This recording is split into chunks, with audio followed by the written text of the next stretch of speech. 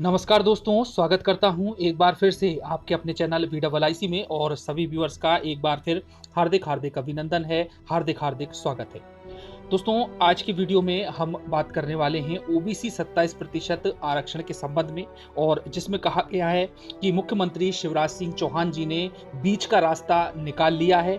और वो रास्ता है कि जो 3 भर्ती परीक्षाएं हुई हैं उन पर स्टे बरकरार रहेगा, और आगे आने वाली सभी भर्ती परीक्षाओं पर स्टे नहीं लगाया गया है, उन पर 27% आरक्षण दिया जाएगा। तो दोस्तों, आज की वीडियो में हम इसी पर पूरी चर्चा करने वाले हैं कि किस प्रकार से शिवराज जी ने बयान दिया है, क्या आदेश जारी किया गया है, भूपेंद्र सिंह और कमलनाथ जी के द्वारा इसके संबंध में अपने क्या स्टेटमेंट कहे गए हैं, क्या वक्तव्य कहे गए हैं, हाईकोर्ट में आगे की सुनवाई कब होगी, कितने पदों पर नियुक्ति की जाएगी आगे आने वाले समय में, और ऐसे कौन कौन से राज्य हैं जहां पर 50% से अधिक आरक्षण है।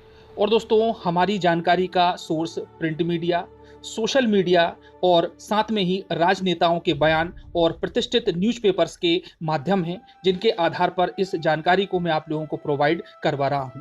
तो दोस्तों, ओबीसी को 27% आरक्षण देने के मामले में शिवराज सरकार ने रास्ता निकाल लिया है। PG NEET, PSC medical officer और शिक्षकों की भर्ती पर लेकिन रोक जारी रहने वाली है। तो जैसा हमने देखा, और पहले भी मैंने आपको वीडियो के माध्यम से बताया था कि प्रशासन विभाग ने सरकारी सेवाओं की परीक्षा और भर्ती में ओबीसी वर्ग को 27% आरक्षण देने संबंधी दिशा निर्देश जारी कर दिए हैं, और ओबीसी को 27% आरक्षण देने के मामले में शिवराज सरकार ने रास्ता निकाल लिया है। अब इसमें दोस्तों जो निर्देश दिए गए हैं कि मध्य प्रदेश लोक सेवा अधिनियम में 8 मार्च 2019 को किए गए संशोधन के बाद से अन्य पिछड़ा वर्ग को लोक सेवाओं एवं पदों की सीधी भर्ती के प्रकरण में आरक्षण 14% से बढ़ाकर 27% तक किया गया है। अब जैसा कि हम सब जानते हैं कि अन्य पिछड़ा वर्ग को 27% आरक्षण देने का मामला अभी हाईकोर्ट में लंबित है, और इस मामले को चुनौती देते हुए हाईकोर्ट में कई सारी याचिकाएं दायर की गई। अब 25 अगस्त को महाधिवक्ता पुरुषेंद्र कौरव जो हैं, एडवोकेट जनरल हैं, इन प्रकरणों के संबंध में उन्होंने अपना एक अभिमत दिया था। जैसा मैं पहले भी आप लोगों को बता चुका हूं, इसमें उल्लेखित किया गया कि याचिकाओं से जुड़े प्रकरणों को छोड़कर, जो कि 6 याचिकाएं हैं और 3 प्रकरण हैं, शिक्षक भर्ती और 2 मेडिकल से संबंधित, तो शेष सभी परीक्षाओं में, सभी भर्तियों में पिछड़ा वर्ग के लिए 27% रिजर्वेशन के प्रावधानों के अनुरूप कार्यवाही की जाएगी। अब कौन कौन सी ऐसी भर्तियां हैं जिन पर रोक लेने वाली है? तो मध्य प्रदेश हाईकोर्ट ने जिन पदों की भर्तियों पर रोक लगाई है उनमें PG NEET 2019-20, public service commission medical officer की भर्ती परीक्षा, रिक्रूटमेंट परीक्षा, तथा शिक्षकों की भर्ती, और इसके अलावा अन्य पदों पर भर्ती की जा सकेगी। तो दोस्तों, ये 3 एग्जाम हैं, जिसमें कि 2 मेडिकल से संबंधित हैं और 1 शिक्षक भर्ती से संबंधित है। तो इसके संबंध में ये स्टे जारी रहने वाला है। अब बात करते हैं हम कि भूपेंद्र सिंह जी क्या कहते हैं इसके बारे में।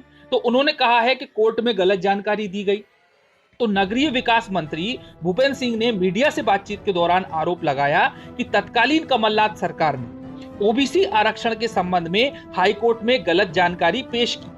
हाईकोर्ट को बताया गया कि मध्य प्रदेश की कुल आबादी 27% ओबीसी है, जबकि प्रदेश में इनकी आबादी 51% है। और हम जानते हैं दोस्तों कि जो ओबीसी महासभा है वो 51% ओबीसी आरक्षण की डिमांड कर रही है, और लगातार उनका आंदोलन और प्रयास जारी है। तो दोस्तों, आइए भूपेंद्र सिंह जी का बयान हम एक टीवी चैनल के माध्यम से भी सुनते हैं।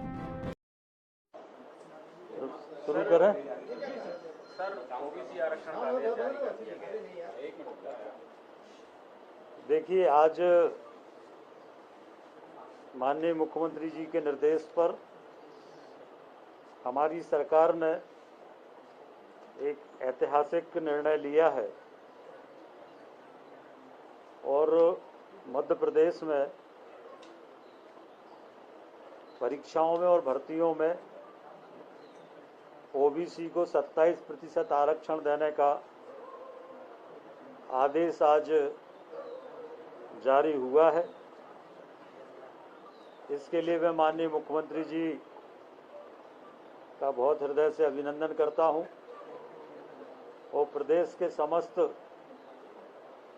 पिछड़ा वर्ग को बहुत शुभकामनाएं देता हूं, बधाई देता हूं, और एक ये ऐतिहासिक निर्णय हुआ है। कुछ मामलों में रोक भी लगी थी तो देखिए, जो हमारे महाधिवक्ता की राय सरकार को आई थी, उसमें 3 परीक्षाएं ऐसी थी। एक शिक्षक भर्ती परीक्षा 2018, एक पीएससी से जो स्वास्थ्य विभाग में भर्तियां होना थी, एक वो, और तीसरा पीजी मेडिकल में जो नियुक्तियां होना थी, भर्ती होना थी, वो। हाई कोर्ट का इन 3 चीज़ों पर स्टे था।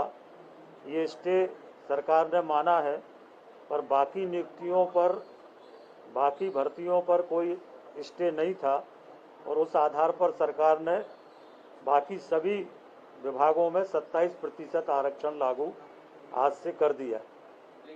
तो दोस्तों, आपने सुना कि भूपेंद्र सिंह जी ने क्या कहा। अब कमलनाथ जी इसके बारे में क्या कहते हैं तो वह भी देख लें। तो इन्होंने कहा है कि मेरी सरकार द्वारा ओबीसी वर्ग के उत्थान के लिए 8 मार्च 2019 को ओबीसी वर्ग के आरक्षण को 14% से बढ़ाकर के 27 करने का ऐतिहासिक निर्णय लिया गया। शिवराज सरकार ने अब इसी निर्णय को लागू किया है। हालांकि इन्होंने अपने आप को ऐतिहासिक बताया है, लेकिन ये ऐतिहासिक निर्णय तो कमलनाथ सरकार के द्वारा लिया गया था, ऐसा उनका कहना है। ऐसे में शिवराज सरकार ने अपनी गलती ही मात्र सुधारी है और कुछ नहीं किया। अब हाईकोर्ट में 20 सितंबर को सुनवाई होना है और कोर्ट में ओबीसी को 27% आरक्षण देने पर स्टे ऑर्डर के जरिए लगाई गई रोक पर स्थगन देने से कोर्ट ने इनकार भी कर दिया, इसके पूर्व के जो पेशी हुई थी उसमें। और आगे की बात दोस्तों ये है कि शिवराज सरकार आगे कई विभागों में 1 लाख पदों पर भरने की घोषणा कर चुकी है। तो इसमें उन्होंने कहा है कि सरकारी पदों पर भर्ती नहीं होने से करीब 1 लाख पद विभिन्न विभागों में रिक्त हैं। हम जानते हैं काफी लंबे समय से भर्ती नहीं हुई है। गुरुवार को जीएडी द्वारा जारी निर्देशों के बाद, जो लेटर मैंने आप लोगों को पहले की वीडियो में दिखाया था, उसके बाद में 1 लाख पदों पर नियुक्ति का रास्ता साफ हो जाएगा। तो दोस्तों, कहानी ये है कि शिवराज सिंह जी आगे आने वाले समय में 1 लाख नौकरियों पर भर्ती निकालने वाले हैं और उन पर 27% आरक्षण देने वाले हैं। लेकिन जो 3 भर्तियां हैं वो अभी तक कोर्ट में फंसी रहेंगी जब तक कि फाइनल डिसीजन नहीं आ जाता। चलिए, अब थोड़ा सा हम वो एक नॉलेज अपना अपडेट कर लें कि कौन कौन से ऐसे राज्य हैं जहां पर 50% से अधिक आरक्षण है। तो ये राज्य हैं हरियाणा, तेलंगाना, तमिलनाडु, उत्तर प्रदेश, मध्य प्रदेश, राजस्थान, छत्तीसगढ़, बिहार, केरल, गुजरात, महाराष्ट्र और अरुणाचल प्रदेश। हालांकि दोस्तों, जो इंदिरा साहनी का मामला है और सुप्रीम कोर्ट ने जो निर्णय दिया है उसी के आधार पर हाई कोर्ट कार्यवाही करने जा रहा है। लेकिन आगे की स्थिति में यह डिपेंड करेगा कि किस प्रकार से वकीलों के द्वारा, एडवोकेट्स के द्वारा तर्क रखे जाते हैं, और फिर हाईकोर्ट का डिसीजन निश्चित रूप से कुछ ना कुछ ऐसा जरूर आएगा जिससे मध्य प्रदेश के युवाओं को जरूर राहत मिलेगी। तो दोस्तों, ऐसी ही हम कामना करते हैं और फिर से मिलते हैं अन्य किसी नई जानकारी के साथ में। चैनल को सब्सक्राइब करना बिल्कुल ना भूलें। धन्यवाद। जय हिंद, जय भारत।